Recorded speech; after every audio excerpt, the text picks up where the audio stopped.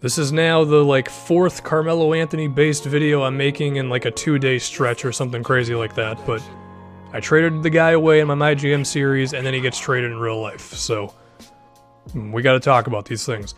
Now we're gonna talk about this from the Knicks perspective because, I just uploaded a video talking about it from the Thunder perspective.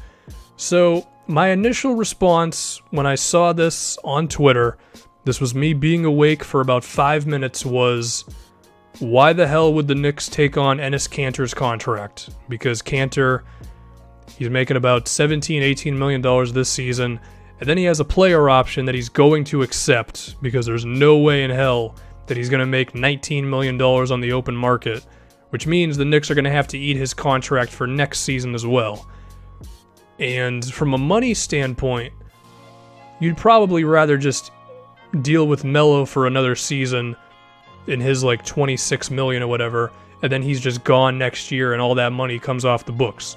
However, this is not a simulation, this is not a video game, this is real life, and just having Carmelo Anthony around for a whole nother season, that could have just been really grating on the Knicks as an organization, as a team. It would have gotten in the way of Porzingis being able to just do whatever the hell he wants now. It would have gotten in the way of Ntilikina. It would have gotten in the way of Tim Hardaway Jr. So I can understand why the Knicks would just want to get rid of Carmelo Anthony at this point. But it's really not that great of a return.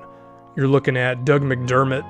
Do I think he could be something? Yeah, sure, he can be a three-point shooter, and you could even talk me into him starting at the small forward position for them this season, because when we look at the other guys on the roster,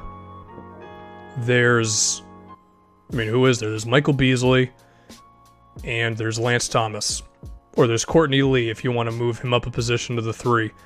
Between all those guys, McDermott's probably the best shooter, so why not just throw him in there? He's also the youngest among all those guys, so maybe the Knicks could sign him to some lengthy contract. Not too much money, of course, but he's a guy. Also, the Bulls' second-round pick. I didn't actually look at what year the pick is, but the Bulls are pretty bad, and they're going to be bad for a while. So you could even look at that as a late first-round pick, more so than a second-round pick, if you will, because it's going to be in the 30s or something, It could be the 31st pick in the draft, So they could actually get a player with that pick. But still, it ain't that great of a return, no doubt about it.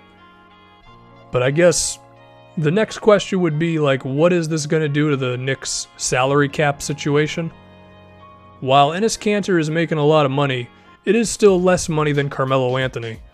But once again, you're going to have to pay that money next season, whereas with Melo, you would have been paying nothing because Melo, of course, would have terminated his player contract.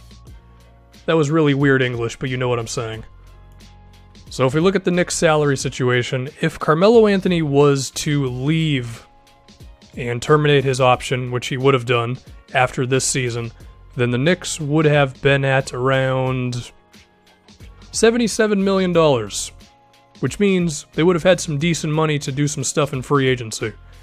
But now that you add Enes Kanter's $18 million after he accepts his player option, your chances of doing anything in free agency are not very high. Now, you could pray that Ron Baker and Kyle O'Quinn decline their player options. I think Baker's going to accept his, and Kyle O'Quinn's going to decline his. You just don't have a lot of stuff you can do in free agency now, which kind of sucks because, they wouldn't have gotten a star player, but they could have potentially gone for a dude who could have been a nice role player for them. I know Jeremy Grant could be a free agent. Maybe take a flyer on a guy like him. You might still be able to afford him because you're not going to be right at the salary cap, and I don't think Jeremy Grant's going to command $12 million a season or anything. But even then, you're cutting it pretty close with that Kanter money.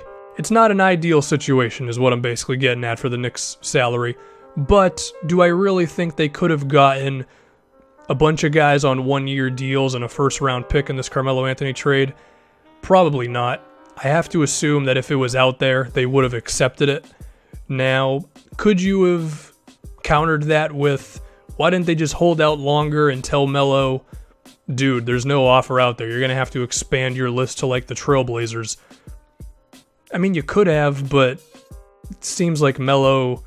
There was a rumor that he was going to be willing to take the Blazers thing, but it seems like he wasn't really going to do it. That's what I've seen since this move has happened. There was also the Cavaliers who were willing to do it. The trade with the Cavaliers would have been like Iman Shumpert, who, like Kanter, is on a 1-year deal with a player option that he'll probably accept as well. It's less money than Kanter's. It's about $11 million. You could have had him. You could have had Channing Frye. Throw Jose Calderon in there. Throw Richard Jefferson in there. I think the money would have been close. You probably would have had to get a third team involved.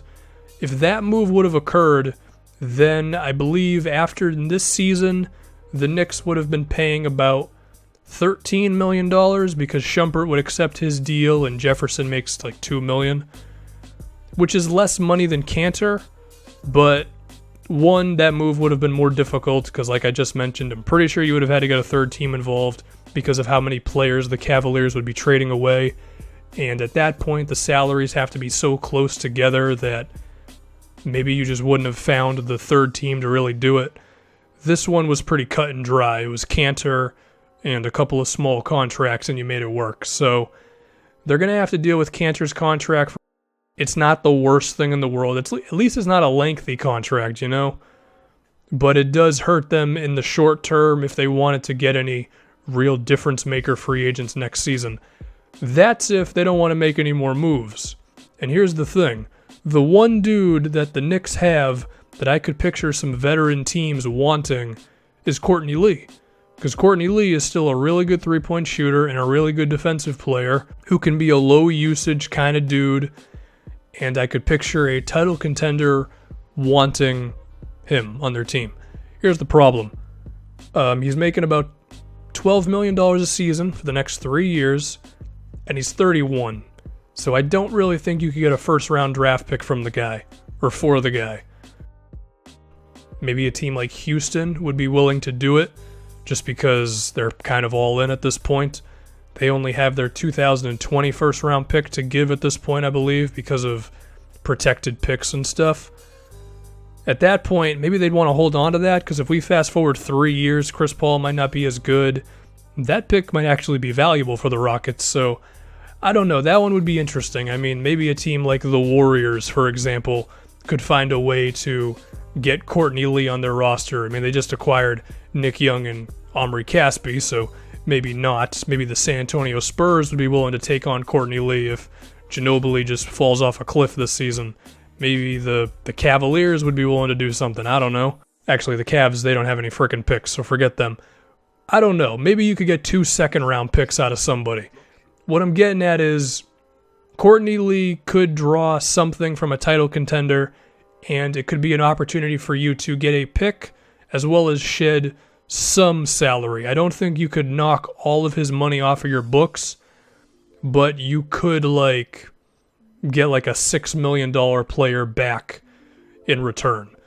Even then, it's still kind of tough to take on a dude of $11 million if you're a title contender, because if you are a title contender, I assume that you're over the salary cap, so the money would have to really match, but I think there is a world in which Courtney Lee could be traded for some stuff.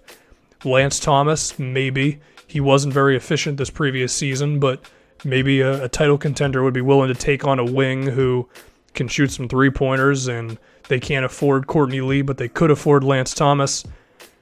I don't know. I'm just speculating with the Knicks. I'm trying to find ways in which they could knock down more salary, because with taking on Enes Kanter's money, they're not exactly set up to do a lot of things. Now, you're never going to be able to trade Joakim Noah's money. You're just going to have to deal with that one. It is what it is. As far as the on-court product right now, Tim Hardaway Jr. is going to have a lot of room to do stuff with Melo gone. Porzingis is going to be able to do whatever he wants. You have just the black cloud of Carmelo Anthony just gone from your team, which, in Melo's defense, he's really not the reason the black cloud was there. It was because of Phil Jackson being an idiot. But whatever. You still had to trade Melo away. So this is where they're at, and they're just going to have to build off of it. Could they be one of the worst teams in the league this season? Yes, because they are not going to have an easy time generating offense.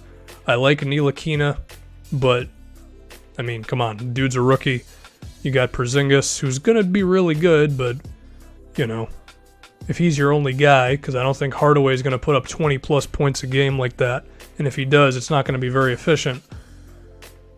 Or he'll just shock me, I don't know. Whatever, they're going to be bad. But at least they got Carmelo Anthony out of there. Oh, and also one more thing.